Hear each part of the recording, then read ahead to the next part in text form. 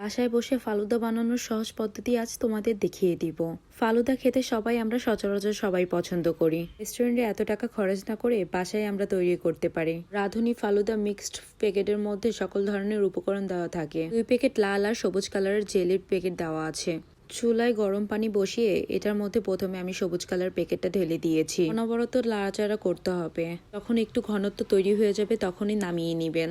আর জেলির ফ্লেভারটা খুব বেশি সুন্দর ছিল, পুরো চকলেটের ফ্লেভার ছিল। জেলির পানিটা নামানোর পর একটা প্লেটে ঠান্ডা করতে ঢেলে নেবেন। তারপর আমি লাল জেলিটা চুলায় বসিয়ে দিলাম। এটাও সেম প্রসেসিং এ ঘনত্ব হওয়ার পর নাড়াচাড়া করে ঠান্ডা করতে ঢেলে দিবেন। আর সব থেকে ভালো হয় এটা জেলি তাড়াতাড়ি করার জন্য আপনারা ফ্রিজে রেখে দিতে পারেন।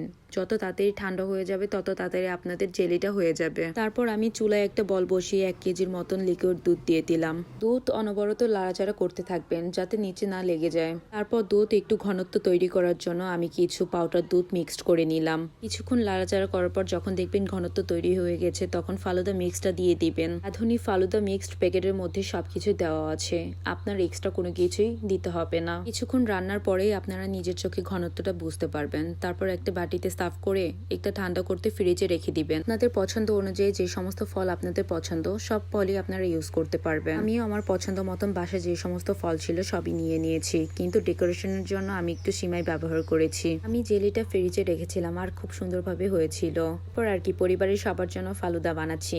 এক এক করে ফার্স্টে আমি সবকিছু দিয়ে নিচ্ছিলাম। ফালুদা সব মিক্স অ্যাড করার পর আমি কিছু ফল অ্যাড করে নিয়েছি। ফ্লেভারটা খুব বেশি সুন্দর ছিল আর অল্প সময়ের মধ্যে পরিবারের সবাই মিলে আপনারা ফালুদা তৈরি করে খেতে পারবেন। আপনারা যার যার পছন্দ মতন শেষে ডেকোরেশন করে নিবেন। আমি আমার পছন্দ মতন সবকিছু দিয়ে ডেকোরেশন করে নিয়েছি। কিছু দেওয়ার পর ফালুদা আরো মজার করার জন্য আইসক্রিম দিয়ে নিলাম। দেখতেই অনেক লোভনীয় লাগছে তাই না?